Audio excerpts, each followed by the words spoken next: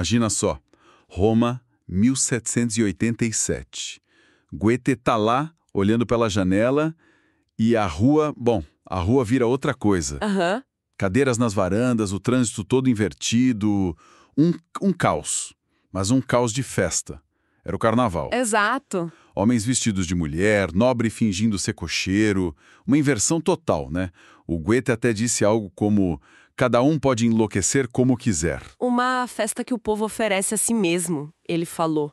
Onde as regras, assim, sumiam por um tempo. Claro, tinha um lado meio tenso, uma violência ali por baixo. Pois é. E essa imagem, sabe? Um mundo de cabeça para baixo. Parece que a gente vê um eco disso hoje na política global, não acha? Totalmente. Líderes que desafiam tudo, as normas, as elites. Quase um carnaval que não acaba. E é essa conexão que a gente vai explorar hoje, né?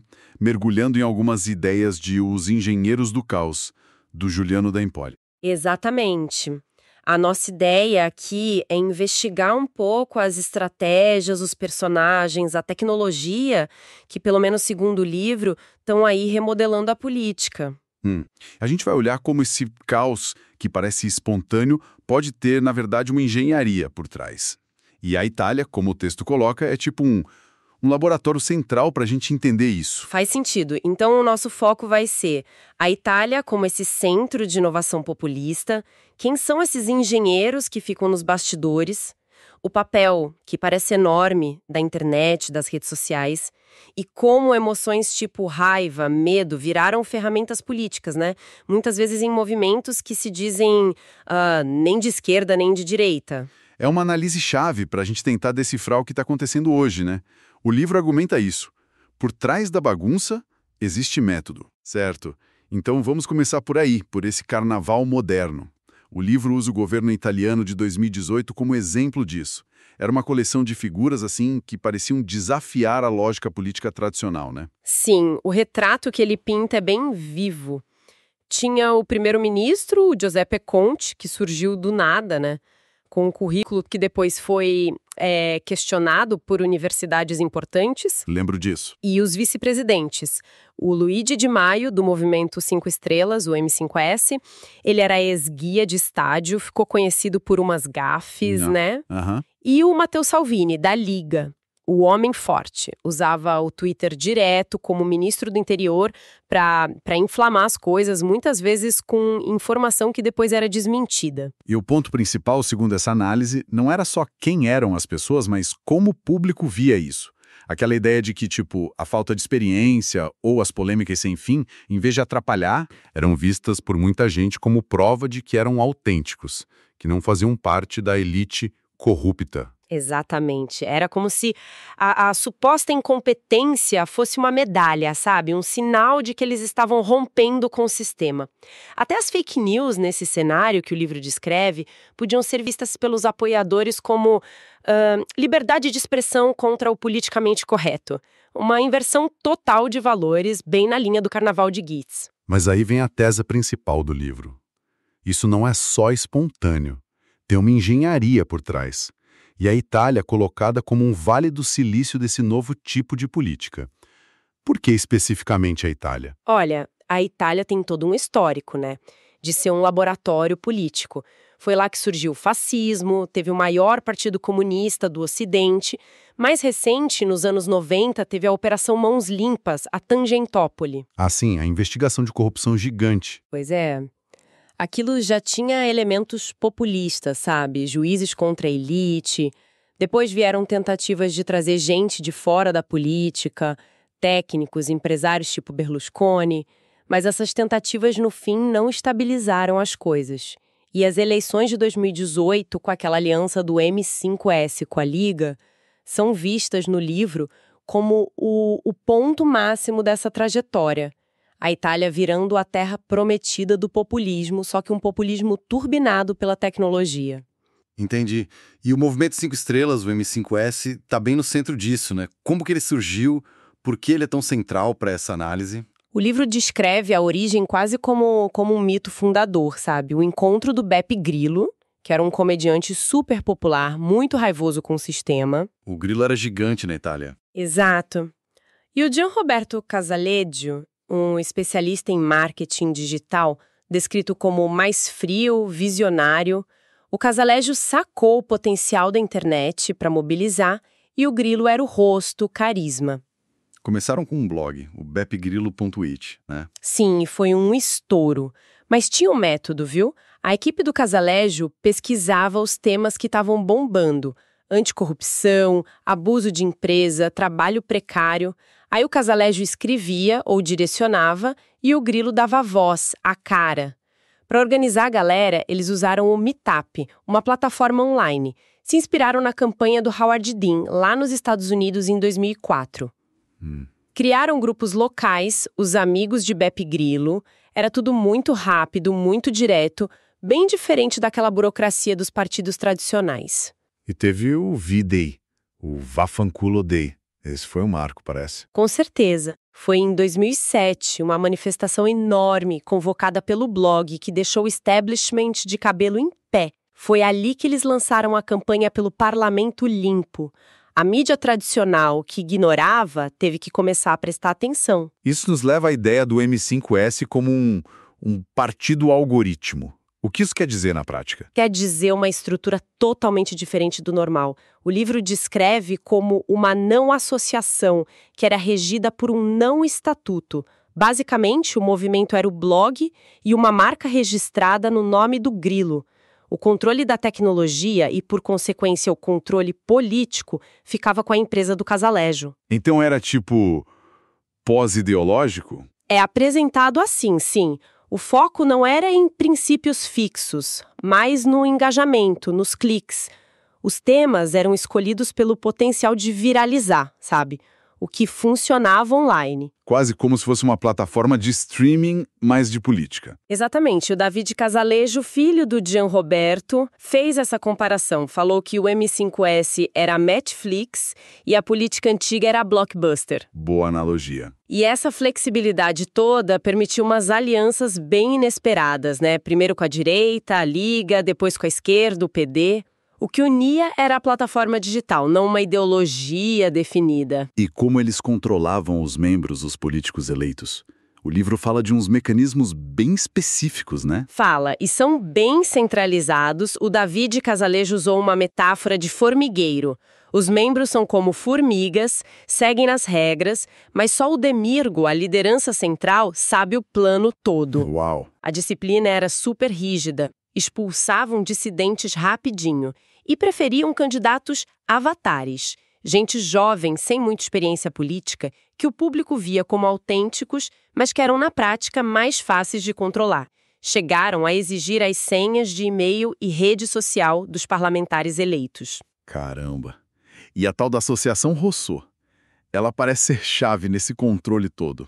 Totalmente. Foi criada pelo Casaleggio pai, pouco antes de morrer, e ficou com o filho, o David, como presidente vitalício. A Rousseau controlava a plataforma tecnológica para quase tudo. Escolher candidato, fazer votação interna, expulsar gente. Era tipo uma caixa preta, sabe? Coletando dados super valiosos dos membros. Nossa. Teve um caso extremo, o livro conta, da Virginia Raggi quando foi candidata a prefeita de Roma. Diz que ela foi forçada a assinar um contrato secreto que submetia as decisões dela ao staff do M5S e tinha que usar o blog do Grilo como canal oficial. Se não fizesse, pagava multa. Então a tecnologia não era só para comunicar, era a própria estrutura de poder ali, o controle total. Essa é a grande sacada que o livro aponta. E esse modelo do M5S centralizado, controlado pela tecnologia, acabou inspirando outros. O livro cita o Brexit Party, do Nigel Farage, lá no Reino Unido, dizendo que copiou na cara dura essa estrutura, a Itália como vanguarda desse tecnopopulismo. É fascinante e, ao mesmo tempo, meio assustador pensar nisso. E o Casaleggio não era um único engenheiro nesse palco, né? O livro cita outros nomes importantes nesse cenário global. Cita, sim. Fala do Dominic Cummings, que foi a cabeça por trás da campanha do Brexit, né? Famoso por usar cientistas de dados para mirar em eleitores que estavam indecisos. Sim, lembro dele. Mencionou Milo Yiannopoulos, que era mais focado na provocação, em quebrar o politicamente correto, e até o Arthur Finkelstein, um estrategista americano que trabalhou para o Viktor Orbán, lá na Hungria. Mas o Steve Bannon ganha um destaque especial. O Bannon é uma figura em tanto. O que o material analisa sobre ele? Olha, o livro descreve como alguém que veio da classe trabalhadora, mas circulou por lugares de muito poder. Exército, Harvard, Goldman Sachs, Hollywood. Só que ele manteve uma raiva muito grande das elites. A estratégia dele foi muito influenciada por uma ideia do Andrew Breitbart, de que a política vem depois da cultura. Então o Bannon usou o site Breitbart News para bombar a direita alternativa, a alt-right. Financiou institutos que atacavam adversários, tipo os Clinton, e teve aquelas conexões com a Cambridge Analytica, né? Aquela empresa de dados que deu o que falar. Foi peça-chave na campanha do Trump. E ele tinha uma visão maior, mais global para esse movimento. Tinha. Ele falava em criar o movimento, tipo uma internacional nacionalista, para lutar contra as elites globalistas, o que ele chamava de Partido de Davos. Entendi. E ele via a Itália, especialmente aquela coalizão M5S, Liga, como um modelo a ser seguido. Teria dito algo como: se funciona na Itália, pode funcionar em qualquer lugar. Via Roma como o epicentro dessa revolta toda. Isso me lembra demais, sabe o quê? Aquele episódio O Momento Waldo, da série Black Mirror. Nossa, sim. Aquele urso azul, personagem de desenho animado, que entra pra política, fica super popular porque é direto, ataca todo mundo do establishment e no fim vira uma força meio distópica. O livro faz essa conexão. Faz sim. É uma alegoria muito forte sobre como o antissistema pode acabar virando o próprio sistema. Usando essas ferramentas de viralização, de ataque, o Waldo ganha popularidade justamente por ridicularizar a política tradicional, por falar sem papas na língua, né? Algo que ecoa muito as táticas desses novos líderes que a gente vê. Total. E como que os algoritmos e a psicologia entram nessa equação toda, segundo a análise do livro? São centrais, segundo o livro. Ele cita um estudo do MIT que mostrou que notícia falsa se espalha muito mais rápido na internet. Tipo, 70% mais rápido. A verdade demora bem mais para chegar nas pessoas. Impressionante. E isso casa perfeitamente com o modelo de negócio das redes sociais, né? Elas precisam maximizar o engajamento. O livro menciona até um índice L67 do Facebook que basicamente mede o potencial de um post gerar interação forte, tipo comentários, compartilhamentos raivosos. Quer dizer que emoções fortes, tipo raiva, medo, engajam mais, dão mais resultado para a plataforma. Exatamente. Figuras como o Sean Parker, lá do comecinho do Facebook, admitiram que exploravam vulnerabilidades psicológicas para viciar os usuários. O Gerald Lanier, que é outro crítico, diz que as plataformas precisam irritar ou assustar para prender a atenção. E isso pode levar à radicalização. Como assim? O livro cita um exemplo de como o algoritmo do YouTube pode direcionar usuários para conteúdos cada vez mais extremos. Terraplanismo, movimento anti-vacina, cita o caso da desinformação sobre Zika no Brasil, que rolou muito via vídeos, o tal Doutor YouTube, e a ascensão de figuras de extrema-direita que souberam usar muito bem essa plataforma. Entendi. E como isso se liga com a ideia da raiva popular que você mencionou antes? O livro cita um filósofo, Peter Slotard de Jaik, que fala dos bancos de cólera. Bancos de cólera. A ideia é que instituições como a igreja ou os partidos de esquerda antigamente serviam para canalizar essa raiva das pessoas. Com o declínio delas, essa cólera ficou meio solta, sem direção. E aí os populistas entram para capturar essa energia. A promessa central deles, segundo o livro, é sempre a punição das elites.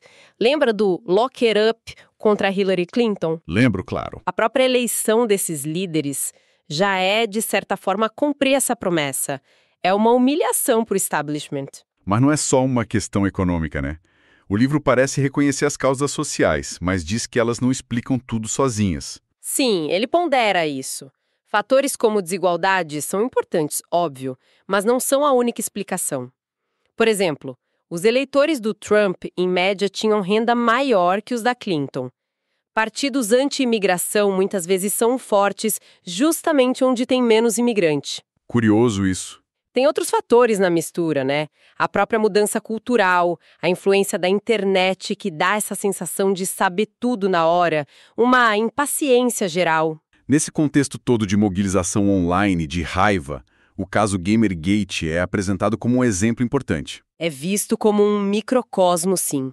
Começou lá em 2014, com uns ataques super violentos contra uma desenvolvedora de games, a Zoe Quinn, que estava desafiando um pouco a cultura gamer mais tradicional, masculina. Virou uma guerra cultural online sobre de quem é esse espaço. Lembro vagamente disso. Aí, segundo o livro, o Bannon e o Yiannopoulos viram a energia bruta daquela comunidade, que se sentia meio marginalizada. Eles recrutaram o Yiannopoulos para o Breitbart Tech e usaram aquele discurso de liberdade de expressão contra a censura progressista para canalizar essa raiva para a política, principalmente em apoio ao Trump. Foi tipo um teste de como mobilizar esse exército de trolls online. Entendi. Então a nova propaganda que o livro descreve, que emerge disso tudo, ela é baseada em quê, essencialmente? Basicamente em indignação, medo, insulto. Conteúdo emocional viraliza muito, muito mais. O livro até cita um estrategista do Brexit dizendo que posts que mexiam com a emoção tinham, 100 vezes mais alcance do que posts falando de economia. 100 vezes. Nossa. A verdade, o fato, fica em segundo plano. O que importa é se aquilo ressoa emocionalmente com as pessoas. As fake news acabam virando até um teste de lealdade. Tem uma citação de um blogueiro que diz algo como: acreditar no absurdo é uma demonstração real de lealdade. E a linguagem mais agressiva, vulgar, preconceituosa é vendida como se fosse a libertação da voz do povo contra o politicamente correto. E todo esse fenômeno não fica restrito a cada país isoladamente. O material que a gente está analisando aponta para uma rede global se formando, né? Sim, essa é uma parte bem importante da análise. Existe um aprendizado entre os movimentos. O Brexit Party, copiando o M5S, por exemplo. Existem redes de apoio, tanto financeiro quanto estratégico. O livro menciona financiamento para vídeos anti-imigração nos Estados Unidos, doadores internacionais ajudando partidos como o Vox, na Espanha. O Bannon tentando criar aquela internacional nacionalista dele, líderes se inspirando uns nos outros, tipo Salvini na Itália, olhando para o ministro do interior da Áustria. A campanha contra a União Europeia acabou sendo a única campanha realmente comum nas eleições europeias de 2019. E essa rede consegue até superar antigas brigas entre nacionalistas? Consegue. A escritora Anne Applebaum é citada no texto, observando justamente isso. Nacionalistas italianos e austríacos que historicamente tinham lá suas disputas, de repente se unem contra inimigos comuns que eles percebem: imigrantes, casamento gay, etc. Faz sentido. E a gente vê essas alianças se formando globalmente. A posse do Bolsonaro aqui no Brasil, com o Orbán da Hungria, o Netanyahu de Israel presentes, a visita do Bolsonaro a Washington, que foi promovida pelo Bannon, o Eduardo Bolsonaro usando o boné Make Brazil Great Again.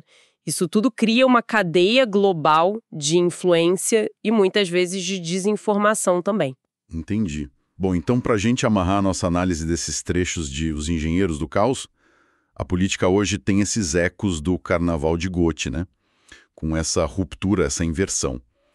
A Itália surge como um laboratório-chave do tecnopopulismo, e o M5S é um estudo de caso central desse partido algoritmo. Exato.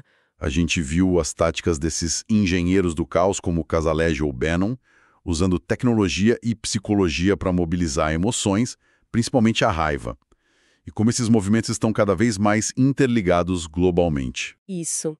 A análise ajuda a gente a perceber que o caos aparente muitas vezes tem sim método, tem estratégia, tem tecnologia por trás. Não é só um acidente. É um fenômeno com arquitetos e ferramentas bem específicas que estão moldando o cenário político que a gente vive hoje. E isso, claro, deixa para a gente uma questão bem importante para pensar que surge dessa análise toda. Se a política está funcionando cada vez mais como um algoritmo, otimizado para gerar engajamento e emoção instantânea, que espaço sobra para a verdade? Para os fatos, para a nuance, para o debate racional.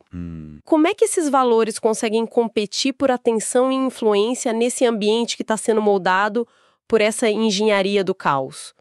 Que novas formas de, sei lá, de participação, de vigilância cívica a gente precisa desenvolver? É uma pergunta fundamental para a gente navegar esses tempos, sem dúvida. E com ela a gente encerra essa nossa exploração do material sobre as engrenagens do populismo moderno.